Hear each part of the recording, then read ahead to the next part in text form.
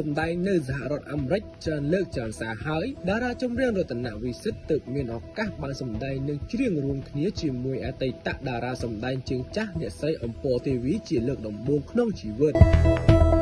លោករតនវិសិទ្ធនិយាយទាំងក្តីរំភើបនិងត្រេកអរថាទម្រាំតែបានជួបបងស្រីគឺចាំមកយូរឆ្នាំណាស់ទោះបីមកទឹកដីនេះច្រើនលើកក្តីជាលើកទី1ពិតជារំភើបណាស់សំខាន់បងស្រីនៅតែស្អាតលោករតនវិសិទ្ធបានឲ្យដឹងផងដែរថាអ្នកស្រីអំពរទេវីគឺជាតារាសម្ដែងនៅក្នុងដួងចិត្តរបស់លោកកន្លងមកលោកធ្លាប់មានក្តីស្រមៃថាថ្ងៃណាមួយលោកនឹងបានជួបជាមួយនឹងអ្នកស្រីអំពរទេវីថែមទាំងបានសម្ដែងនឹងច្រៀងរួមគ្នាផងដែរពេលនេះក្តីប្រាថ្នាលោកបានខ្លាចជាការពិតហើយ